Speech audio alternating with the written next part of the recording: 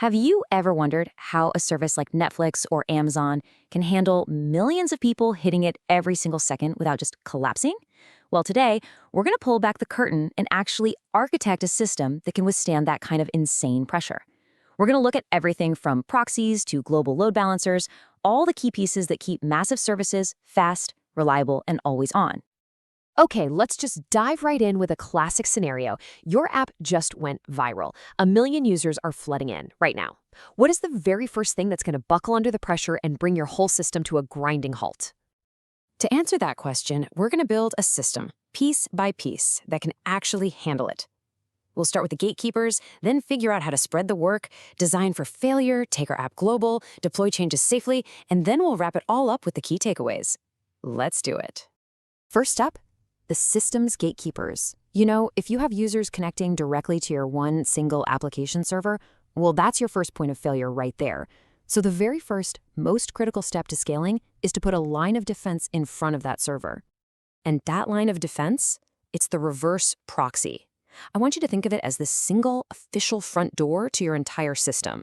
It stands out front, it intercepts every single request coming in from the wild, and it decides where that request needs to go.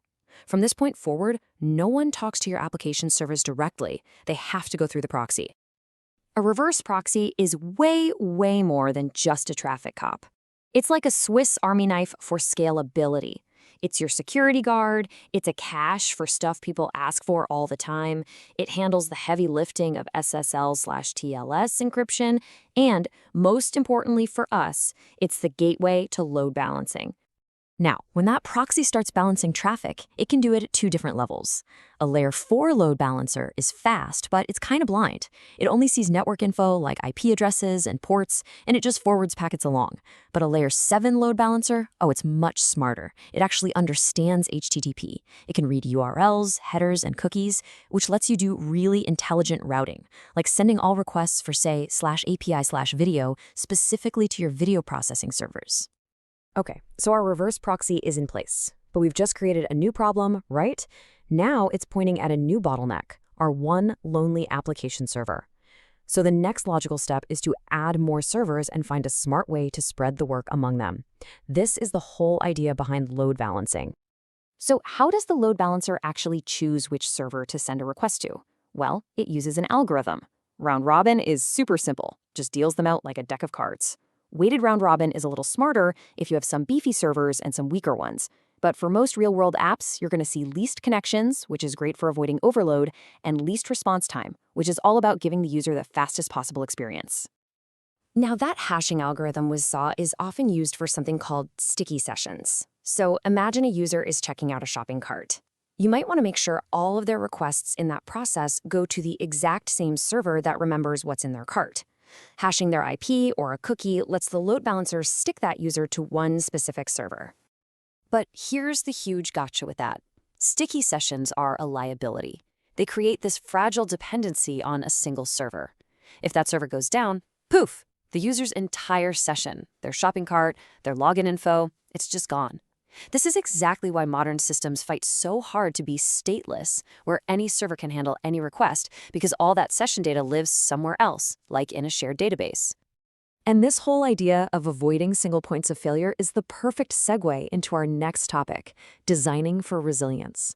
Because in big distributed systems, failure isn't just a possibility, it's a guarantee. It's never a question of if a component will fail, but when.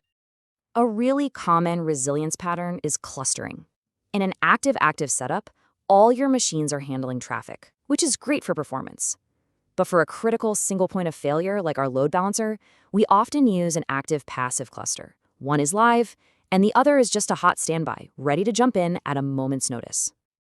All right, time for a failure drill. Let's break something. Imagine our active load balancer just completely crashes. The passive one has been constantly running health checks, basically pinging its partner every few seconds asking, "Hey, you alive? You good?"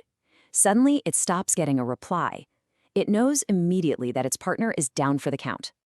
And boom! Instantly, the passive node promotes itself to active. It snags the shared IP address, and traffic just seamlessly starts flowing to it instead. This is a perfect example of a self-healing system. To the end user, that switch was totally invisible. There was zero downtime. Okay, let's look at another resilience pattern that's super important when you have services calling other services. It's called the circuit breaker, and it works pretty much exactly like the electrical breaker in your house.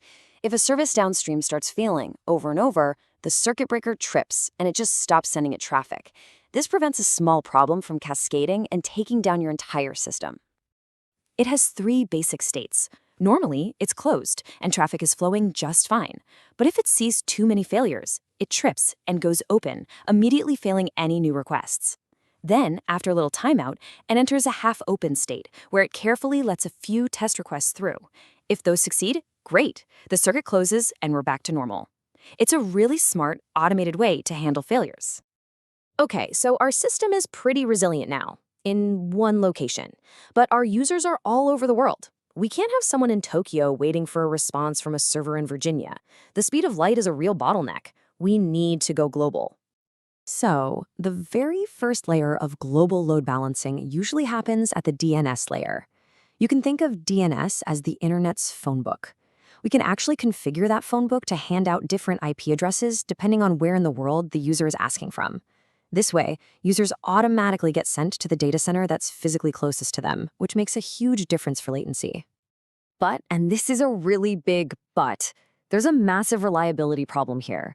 DNS is just a lookup service. It has absolutely no idea if the servers at those IP addresses are actually online. It will happily keep sending users to a data center that's completely on fire. So let's run our second failure drill. This time, it's not just one server. An entire regional data center has a catastrophic failure and just goes dark. Our monitoring catches it, and an engineer quickly updates the DNS records to remove that data center's IPs from the list. But here is the critical gotcha. That change is not instant, not even close. Because of how DNS is cached all across the internet, it can take minutes, or in some really bad cases, hours, for that update to get to everyone. And during that whole time, a bunch of your users are still being sent to a dead data center. Okay, final section. Our system is global and resilient. But software is never done, right? We need to constantly deploy new features and bug fixes. So how do you do that on a massive live system without causing a total outage? Two of the most popular strategies are blue-green and canary. With blue-green, you basically have two identical production environments. You deploy to the idle one, you test it, and then you just flip a switch at the load balancer to send all the traffic over. A canary deployment is more gradual. You roll out the new code to just a tiny slice of your users, watch it like a hawk, and if everything looks good, you slowly increase it to 100%. And this is what that canary deployment looks like at the very beginning. The vast majority of your users, 95%, are still on the stable, proven version of the code. Just a tiny fraction, or 5% canaries in the coal mine, are carefully being routed to the new stuff. This dramatically limits the blast radius if there's a bug and lets you test in production with way less risk. All right, we have covered a huge amount of ground. So let's wrap up by boiling all of this down into a simple checklist that you can use the next time you're thinking about designing a large-scale system. Really, the most important thing is to think in layers. Always start with a reverse proxy as your front door. Choose a smart load balancing algorithm like least connections that fits your app. Implement health checks and active-passive failover for anything you can't afford to lose. Use circuit breakers to stop one problem from becoming a total outage. Use DNS for global routing, but always be mindful of those caching delays. And finally, deploy your changes carefully using something like a canary or blue-green strategy. So let's end right where we began. Building a system that can handle 1 million users. That's a huge achievement. But the real test, the mark of a truly great architecture, is building a system that can handle one bad deployment or one server just dying at 3 a.m. Because at the end of the day, scale isn't just about handling load, it's about handling failure.